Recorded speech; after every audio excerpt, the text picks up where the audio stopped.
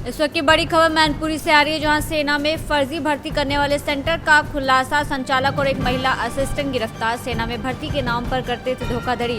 Uniform, नकली airgun, फर्जी दस्तावेज बरामद। ठगी में 2 आरोपी गिरफ्तार, 1 आरोपी फरार। यूट्यूब से करता था अपनी कंपनी का प्रचार प्रसार। विभिन्न मंत्रालय के प्रमाण पत्र भी हुए बरामद। पकड़े गए आरोपी के ऊपर पहले से भी मुकदमे दर्ज। कई प्रदेशों से फर्जी ट्रेनिंग के नाम पर बुलाता था।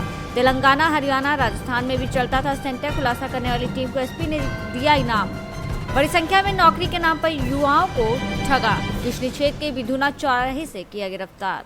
सर, किसली पुलिस ने धोखाधड़ी करने वाले 2 लोगों को गिरफ्तार किया। क्या पूरा मामला, किस तरीके की कार्रवाई की गई? एक सूचना मिली थी कुछ अभ्यर्थियों के द्वारा कि किसनी में एक सेंटर, कोचिंग सेंटर ऑब्लिक इसको कह सकते हैं कि भर्ती सेंटर टाइप का प्रशिक्षण सेंटर खोला गया था, जिसका उद्देश्य ये बताया जा रहा था कि इसमें अगर आप ट्रेनिंग करेंगे तो इसके बाद आपको, चाहे वो प्राइवेट सेक्टर में सुरक्षा एजेंसी की नौकरी हो या फिर सेना से लेके अन्य जगहों पे जो वैकेंसियाँ निकलती है, उसके लिए आपको तैयारी करवाया जाए, जिसमें आपकी नौकरी पक्की है। और इस सेंटर का नाम भारतीय पुलिस प्रोटेक्शन फोर्स रखा गया था। और इसके जो मुख्य अभियुक्त हैं अरविंद पांडे, वो अपने आप को इस तरह प्रस्तुत करते थे, वर्दी धारण करना, अपने आप को कैप्टन बताना और आई कार्ड वगैरह का यूज करना, जिससे जो अभ्यर्थी ये भ्रम में आ जाता था इस ट्रेनिंग सेंटर में अगर उनके द्वारा प्रशिक्षण लिया जाए तो वो किसी न किसी जॉब में आसानी से क्वालिफाई कर देते। ये ट्रेनिंग सेंटर को इन्होंने इस तरह डिजाइन किया था जिसमें शारीरिक श्रम से लेके और हर तरह के प्रशिक्षण देने का ये दावा करते थे। इसके बदले ये फी वसूल करते थे। दिक्कत तब आनी स्टार्ट हुई जब इनके प्रशिक्षण केंद्र से पास होने के बाद जो भी व्यक्ति या अभ्यर्थी इसके संपर्क में आते थे, उन्हें कहीं कोई जॉब नहीं मिलता था।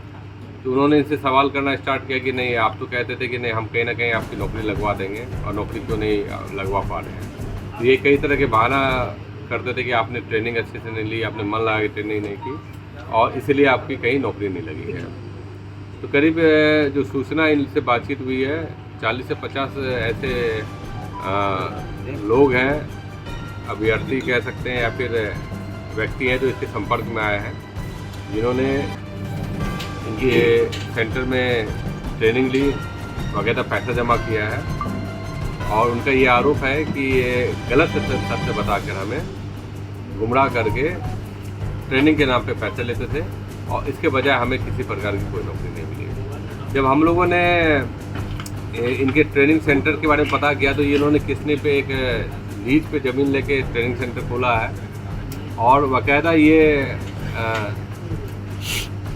सेना के प्रशिक्षण से लेकर हर एक चीज़ अपने पास रखते थे, जो कि इन्हें रखना नहीं चाहिए। इनके द्वारा आई कार्ड, अशोक स्तंभ आदि चीज़ों का जो सेना के में या फिर एक प्रतीक चिन्ह के जो सरकारी प्रतीक चिन्ह है, ऑफिशियली इसका यूज होता है, उसका यूज एक डेमो के रूप में किया जाता था। इसके बावजूद ये हर तरह की ट्रेनिंग देते थे, इस तरह अपने ट्रेनिंग सेंटर को प्रस्तुत करते थे जिससे ऐसा लगता था कि बाकायदा ये नेक्स्ट लेवल की ट्रेनिंग से पहले की जो प्री ट्रेनिंग होती है वो दे रहे हैं, और जो भी अभ्यर्थी इसमें ट्रेनिंग लेगा वो उसकी जॉब पक्की है। इसमें जो हम लोगों ने पूछताछ की और इनसे जो बरामदगी की है, तो इसमें नकली एयर गन फॉर ट्रेनिंग के जो पर्पस से था वो बरामद हुआ है। कई दस्तावेज हैं, मेडिकल एडमिट कार्ड है, खुद इनके जो आई कार्ड है उसमें इन्होंने अपने आप को वर्दी पे शो किया। यूट्यूब इसका देखेंगे, ये अपने आप को एक कैप्टन के रूप में वर्दी पहने हुए, जो इनको पहनना नहीं चाहिए, ये स्वीकार भी करें हाँ ये हमारी गलती है। आई कार्ड रखते थे, आई कार्ड में इनके द्वारा वेबसाइट भी बनाई गई थी जिसमें बाकायदा वो ट्रेनिंग का वो हर एक वीडियो अपलोड करते थे। ये इस तरह अपने आप को प्रचार करते थे जिससे कि लगे कि नहीं, बाकायदा ये एक्चुअली ट्रेनिंग सेंटर है और आपकी जॉब की गारंटी है। और इसी भ्रम में कई लड़के आ जाते थे। इनके संपर्क में कुछ दलाल भी होते थे कई स्टेट के, जो इनकी सूचनाओं को तोड़ मरोड़ के लोगों तक पहुंचाते थे, और उसके एवज में बच्चे भी इनके झांसे में आ जाते थे। तो इसमें बहुत मेहनत करने के बाद जितने भी चीज़ें हैं, लैपटॉप हैं, इनके जो सेंटर में जो चीज़ें हैं, लेटर पैड है, सभी को बरामद किया गया, एनालिसिस किया गया। उसके आधार पर मुकदमा पंजीकृत किया गया। 2 अभियुक्त हैं, एक सहअभियुक्त एक और भी है, सुमित्रा, जो इनके साथ ही इनको सहयोग जितने भी लेटर पैड वगैरह बनाना, जितना भी ऑफिशियल इनका काम करना था वो सब उनको करते थे। उन दोनों को गिरफ्तार करके जेल भेजा जा रहा है। और जो पता किया गया तो इनका एक अरविंद कुमार पांडे का पहले आपराधिक इतिहास भी रहा है, 420 में IPC की धारा में ये गए हुए भी है।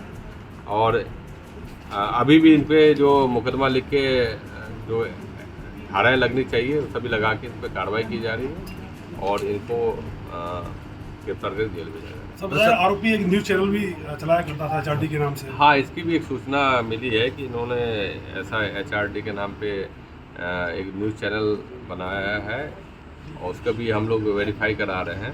लेकिन वो एक अलग मैटर है। लेकिन जो तथ्य ये है कि इनके द्वारा जो सेंटर बनाए गए थे, जिनमें भ्रमित होके या गलत संदेश ये देकर बच्चों को आकर्षित करते थे, उनसे एक फ़ी वसूल करते थे, लेकिन फ़ी के एवज में उनको सर अगर बात करें तो क्या मैनपुरी के अलावा इनके और कहीं सेंटर भी बने हुए हैं, ये ट्रेनिंग सेंटर?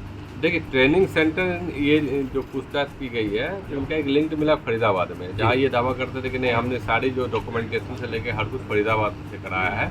वहीं से इनको आइडिया भी मिला है और ये फिर उसी के आधार पे इन्होंने एक नाम वगैरह भी रखा है।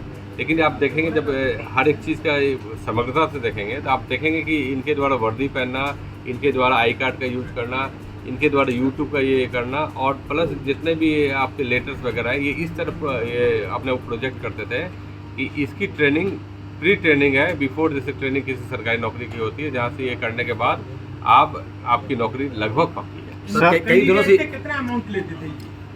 देखिए 90,000 तो ये बताते थे, लेकिन जब पूछताछ की गई तो 90,000 तो इनका फी था, लेकिन अगर इससे कम में भी लोग अगर आते तो ये रख लेते थे। सर पुलवामा में आपराधिक मामले दर्ज हैं?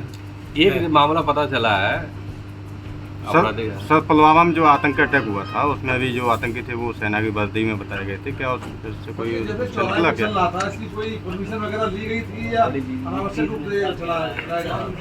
देखिए